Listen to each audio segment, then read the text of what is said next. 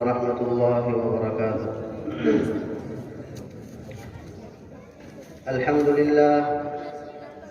لله وحده، والصلاة والسلام على من لا نبي بعده، وعلى آله وأصحابه وأزواجه وذرياته أجمعين، أما بعد. فقد قال الله تبارك وتعالى في كلامه المجيد: أعوذ بالله من الشيطان الرجيم، بسم الله الرحمن الرحيم. اقرأ باسم ربك الذي خلق، خلق الإنسان من علق، اقرأ وربك الأكرم الذي علم بالقلم، علم الإنسان ما لم يعلم، صدق الله العظيم. محترم بزرگوں، دوستوں اور نوجوان ساتھیوں اور اسٹیج پر موجود قابل قدر علماء کرام، سب سے پہلے تو میں عرض کرنا چاہتا ہوں کہ استاد محترم حضرت مولانا منیر الدین کی موجودگی میں میرا یہاں بیٹھنا یہ ان کی بے ادبی سے خالی نہیں ہے، لیکن چونکہ بڑوں کا حکم ہوا ہے اس لیے کچھ وقت کے لیے چند 10, 15, 20 منٹوں کے لیے آپ کے سامنے حاضری ہوئی ہے۔ اللہ تبارک و تعالیٰ مجھے صحیح کہنے کی اور ہم سب کو اس پر عمل کرنے کی توفیق عطا فرمائے۔ عزیزان ملت، ابھی میں نے قرآن کریم کی چند آیتیں تلاوت کی ہیں۔ یہ وہ آیات ہیں جو اس قرآن کریم کی سب سے پہلی آیتیں ہیں جس کے تعلق سے یہ محفل، یہ جلسہ اور یہ بزم سجائی گئی ہے۔ اللہ تبارک و تعالیٰ ان 5 آیتوں میں سب سے پہلی آیت کا سب سے پہلا لفظ جو نازل فرماتے ہیں وہ ہے اقرأ، پڑھو۔ قرآن کا سب سے پہلا لفظ اور غار حرا کے اندر آقا نامدار حضرت محمد مصطفیٰ صلی اللہ علیہ وسلم پر نازل ہونے والا سب سے پہلا لفظ اگر اس امت کو دیا گیا ہے تو وہ ہے اقرأ، پڑھو۔ اسی پڑھنے پڑھانے کا کام یہاں مدارس میں ہوتا ہے، اسی پڑھنے پڑھانے کا عمل ان مدارس اور مکاتب میں انجام دیا جاتا ہے، اسی لفظ کی تفسیر یہاں کی جاتی ہے جو قرآن کا پہلا لفظ اللہ نے نازل فرمایا ہے۔ تو فرمایا اقرأ، پڑھو۔ کیا پڑھو یہ نہیں بتایا گیا، لیکن علماء بیٹھے ہیں وہ تائید فرمائیں گے۔ اگلے لفظ سے اللہ بتانا چاہتے ہیں کہ کیا پڑھو۔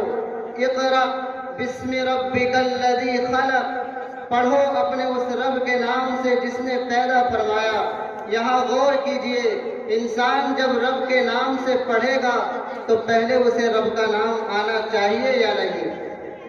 اگر رب کا نام اس کو آتا ہوگا تبھی تو رب کے نام سے پڑھے گا۔ تو اللہ فرمانا چاہتے ہیں اقرأ، میرے بندے تو جو پڑھنا چاہتا ہے پڑھ، تو جو ڈگری حاصل کرنا چاہتا ہے حاصل کر، تو جس لائن میں جانا چاہتا ہے جا، دنیا کی جو نالج تو حاصل کرنا چاہتا ہے حاصل کر، لیکن بسم ربک الذی خلق، پہلے ان مدارس میں جا کر، پہلے ان مکاتب میں جا کر، پہلے میرے نام کو یاد کر۔ ان مدارس سے تجھے گزرنا ہوگا، ان مکاتب سے تجھے گزرنا ہوگا اور میرا نام اپنے سینے میں بسانا ہوگا۔ اس کے بعد تو جو پڑھنا چاہتا ہے پڑھ لے۔ پڑھنے سے منع نہیں کیا گیا، اسی لیے اللہ نے یہ نہیں بتایا کہ کیا پڑھنا ہے، بس اتنا فرمایا اقرأ، پڑھ، لیکن آگے جوڑ دیا بسم ربک الذی خلق۔ پڑھائی کرتے ہوئے مجھے نہ بھول جانا، پڑھائی کرتے ہوئے میرے قانون کو نہ بھول جانا، پڑھائی کرتے ہوئے میرے احکام کو نہ بھول جانا، پڑھائی کرتے ہوئے میرے نبی کے طریقوں کو نہ بھول جانا۔ تو دنیا کی جو تعلیم حاصل کرنا چاہتا ہے کر لے، لیکن پہلے میرے قرآن کو سیکھ لینا، میرے فرمان کو سیکھ لینا، میرے نبی کی سنت کو اپنے دل میں بسا لینا۔ تو یہ پیغام اللہ تعالیٰ اس قرآن کے پہلے لفظ سے ہمیں دینا چاہتے ہیں، لیکن آج ہم اگر پیچھے ہیں تو صرف اور صرف اسی پڑھائی میں جس کو اللہ تعالیٰ اس لفظ سے بتانا چاہتے ہیں۔ اسی لیے تو علامہ اقبال نے کہا تھا، افسوس کہ تعلیم و تعلم میں ہے پیچھے، افسوس کہ تعلیم و تعلم میں ہے پیچھے، جس قوم کا آغاز ہی اقرا سے ہوا تھا، اس قوم کا آغاز ہی اقرا اور پڑھنے سے ہوا تھا، لیکن یہی قوم سب سے پیچھے ہے۔ اقرا بسم ربک الذی خلق، خلق الانسان من علق۔ اللہ تبارک و تعالیٰ اس آیت میں بھی ایک بہت بڑا پیغام دینا چاہتے ہیں کہ اے میرے بندے، جب تو نے پڑھائی شروع کر دی، جب تو نے پڑھ لیا اور پڑھ لکھ کر تو کوئی بڑا آدمی بن گیا، چاہے دینی لائن سے یا کسی اور دنیاوی ڈگری کے اندر تو نے بڑا کمال حاصل کر لیا، تو بڑا ڈاکٹر بن گیا، تو اللہ فرماتے ہیں خلق الانسان من علق، اپنی اوقات نہ بھول جانا، اپنی حقیقت نہ بھول جانا۔ تیری حقیقت یہ ہے تو ایک گندے پانی سے پیدا کیا گیا ہے، ایک گندے پانی سے میں نے تجھے بنایا ہے۔ اگر آج تو نے تھوڑا علم حاصل کر کے ترقی کر لی ہے، تو کوئی بڑا انسان بن گیا ہے، تو اپنے آپ کو تکبر میں مبتلا نہ کرنا۔ خلق الانسان من علق، اپنی حقیقت کو یاد رکھنا، اپنے مقام کو یاد رکھنا کہ تو پیدا کس چیز سے ہوا ہے۔ خلق الانسان من علق، اقرا وربک الاکرم، پڑھتا جا اور دل کے اندر سے تکبر کو نکال دے۔ وربک الاکرم، تیرا رب ہے تجھے بڑھانے والا، تیرا رب ہے تجھے آگے پہنچانے والا، لیکن تو اپنے آپ کو گھمنڈ کے اندر مبتلا نہ کرنا۔ علماء کرام موجود ہیں، ان کی تائید کے ساتھ میں کہنا چاہتا ہوں، یہاں دو اقرا آئے ہیں، ایک پہلا اقرا، اقرا بسم ربک الذی خلق، اور ایک آگے آ رہا ہے اقرا وربک الاکرم۔ دو اقرا لانے کا مطلب یہی ہے، پہلے اللہ نے اپنے نام کے ساتھ اقرا کو جوڑا ہے کہ پڑھ اپنے رب کے نام سے۔ یہاں اللہ یہ کہنا چاہتے ہیں تجھے سب سے پہلے وہ پڑھائی کرنی ہے جو میرا تعارف تجھے کرائے، تجھے سب سے پہلے وہ علم حاصل کرنا ہے جو تجھے زندگی جینے کا طریقہ سکھائے، تجھے سب سے پہلے وہ سیکھنا ہے جو تجھے دنیا میں آنے کا مقصد بتائے۔ اور پھر آگے اور فرمایا اقرا وربک الاکرم، اب تو نے یہ پڑھ لیا، اب جو چاہے پڑھتا رہے، جو تعلیم حاصل کرنا چاہے کرتا رہے۔ دو دو بار فرمایا اقرا، پڑھو پڑھو۔ ان دونوں لفظوں کو اللہ نے پہلی وحی میں نازل کروایا۔ میرے آقا کے پاس جو 5 آیتیں سب سے پہلے آئی ہیں، ان 5 کے اندر 2 مرتبہ اقرا اسی بات کو بتانے کے لیے ہے کہ پہلے میرے نام کو پڑھ لے، اس کے بعد جو چاہے پڑھ لے۔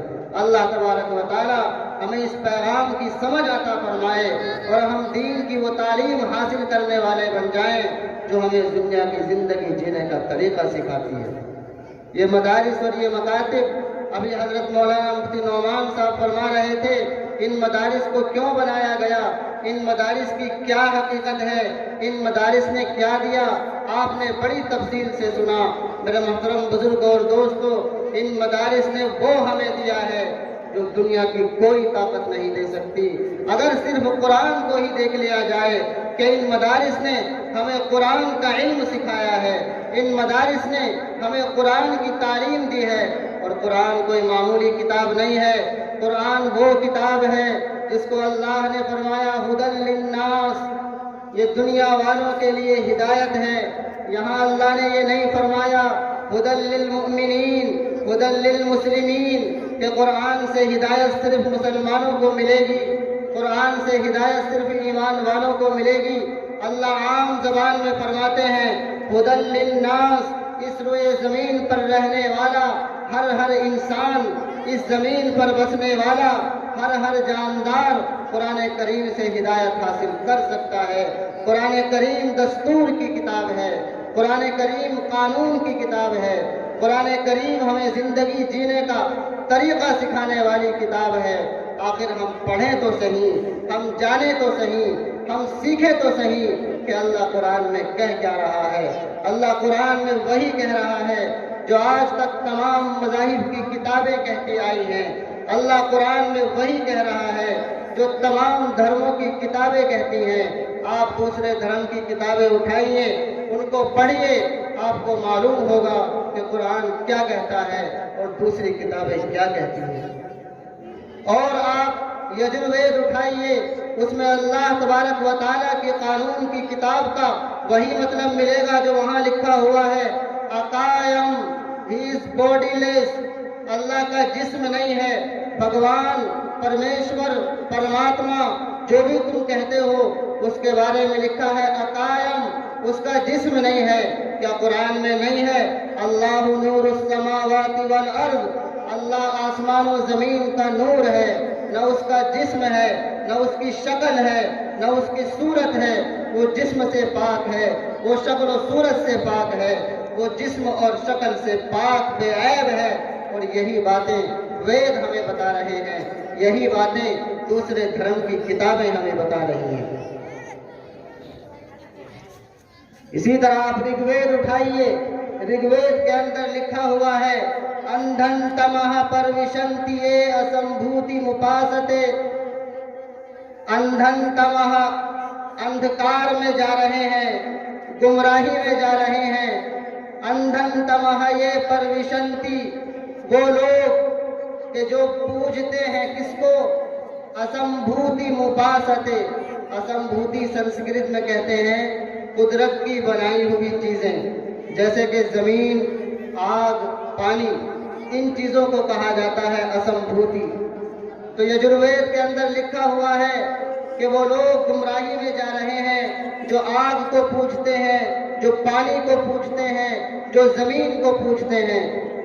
اور آپ قرآن کو اٹھائیے، قرآن میں بھی یہی ملے گا وَإِن كَانُوا مِن قَبْلُ لَفِي ضَلَالٍ مُبِينٍ۔ قرآن نے کئی جگہ اعلان کیا، اے میرے نبی تیرے آنے سے پہلے یہ لوگ بڑی گمراہی میں تھے، کھلی ہوئی گمراہی میں تھے، یہ پوجا کرتے تھے میری بنائی ہوئی چیزوں کی، اپنے ہاتھوں سے بت بنایا کرتے تھے، انہی کو پوج لیا کرتے تھے، تو یہ بھی گمراہی میں تھے۔ اسی بات کو وید کہہ رہے ہیں، اسی بات کو بائبل کہہ رہی ہے، اسی بات کو دوسری کتابیں کہہ رہی ہیں۔ تو عرض میں یہ کر رہا تھا کہ قرآن کی تعلیم انہی مدارس سے ہمیں دی جاتی ہے، اور قرآن وہ کتاب ہے جو دستور کی کتاب ہے، جو قانون کی کتاب ہے۔ اگر ہم اس سے ہدایت حاصل کرنا چاہتے ہیں، اگر ہم قرآن کریم کے ذریعے سے اپنے آپ کو سنوارنا چاہتے ہیں، بنانا چاہتے ہیں، تو ہمیں قرآن کریم کی طلب، قرآن کریم کی تڑپ، اس کو سیکھنے کا جذبہ، اس کو سیکھنے کا شوق اپنے اندر پیدا کرنا ہوگا، اور تبھی ہوگا اولئک علی ھدی من ربہم واولئک ھم المفلحون۔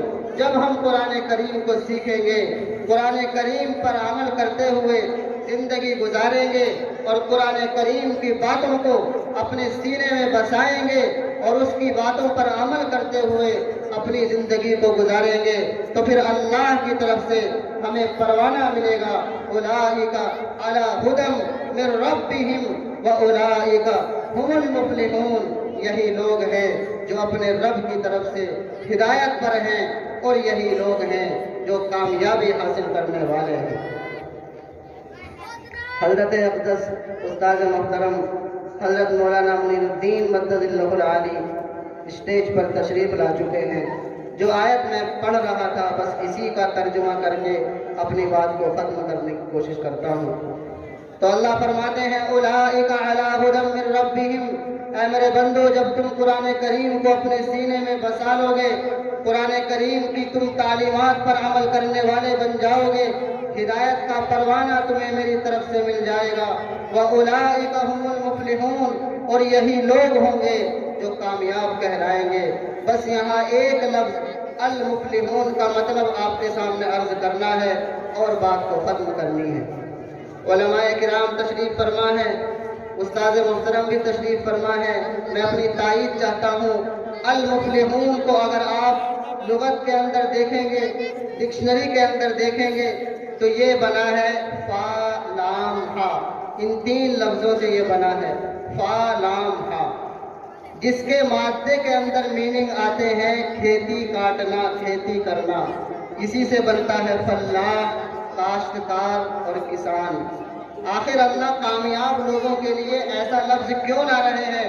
اولئک ھم المفلحون، یہی لوگ ہیں کھیتیوں کو کاٹنے والے، اولئک هم الفائزون بھی کہا جا سکتا تھا، کامیابی کے لیے کوئی اور لفظ بھی آ سکتا تھا، لیکن یہاں اللہ ایک بہت بڑا پیغام ہمیں دینا چاہتے ہیں، کیونکہ پیچھے قرآن کی بات چل رہی تھی، ذالک الکتاب لا ریب فیہ ھدی للمتقین، کہ قرآن ہدایت نامہ ہے، قرآن سے ہمیں ہدایت حاصل کرنی ہے، تو اس سے کچھ سمجھانے کے لیے اللہ یہاں یہ لفظ لا رہے ہیں، اولئک ھم المفلحون، یہی لوگ ہیں کھیتی کو کاٹنے والے، کسان لوگ، کاشتکار لوگ۔ آخر کسانوں کا، کاشتکاروں کا اس آیت میں ذکر کیوں آ رہا ہے؟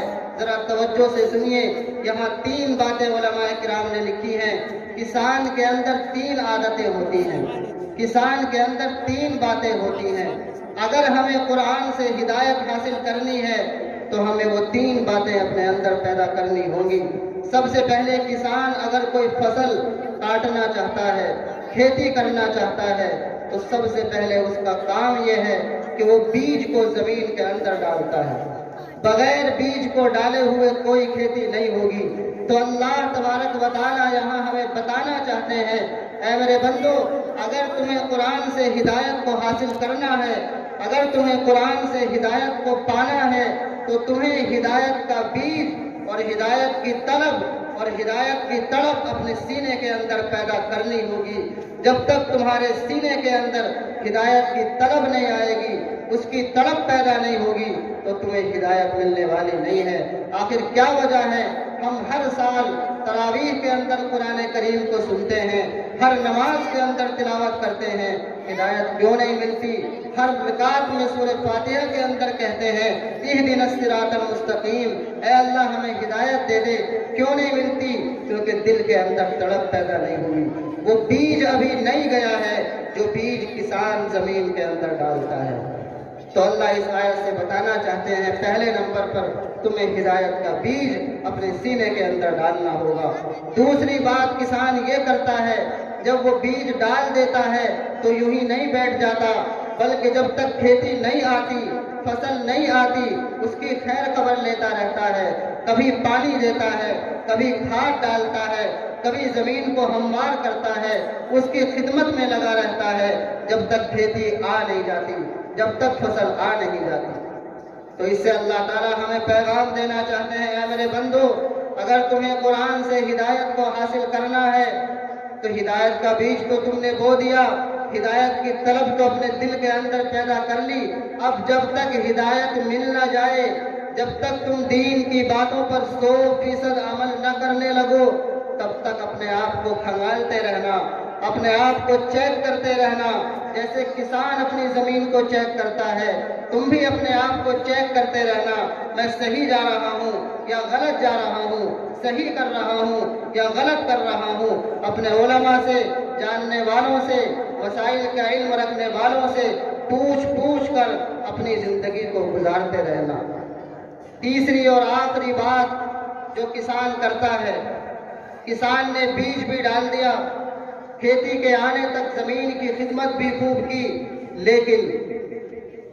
لیکن یہ سننے کا موقع ہے، لیکن جب تک وہ کھیتی اس کے ہاتھ میں آ نہیں جاتی، تب تک کسان کے دل میں ایک ڈر، ایک خوف لگا رہتا ہے کہ کہیں ایسا نہ ہو آسمان سے تیز بارش ہو جائے اور میری ساری کری کرائی محنت بیکار ہو جائے، کہیں ایسا نہ ہو آندھی طوفان آ جائے اور یہ پورے سال کی محنت میری یوں ہی بیکار ہو جائے۔ جب تک وہ کھیتی کو کاٹ کر فصل کو اپنے ہاتھ میں نہیں لے لیتا، تب تک یہ خوف اس کے اوپر سوار رہتا ہے۔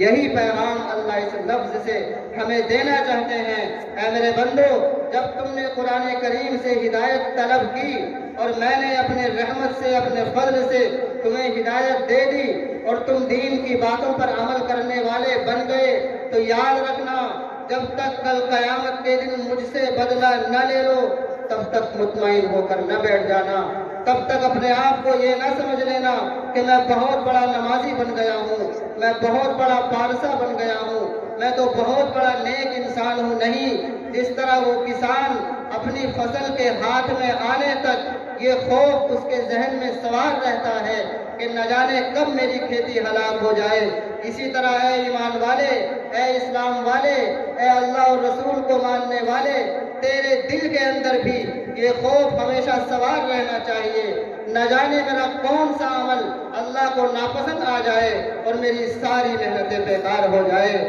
میرے ایک عمل کے بدلے سے میری زندگی کی عبادتیں نہ چلی جائیں۔ یہ پیغام اللہ تعالیٰ اس ایک لفظ سے ہمیں دینا چاہتے ہیں۔ اللہ تبارک و تعالیٰ ہمیں سمجھنے کی توفیق عطا فرمائے اور ان تمام باتوں پر عمل کرنے کی توفیق عطا فرمائے۔ وآخر دعوانا ان الحمدللہ رب العالمین۔ زبانہ بڑی غور سے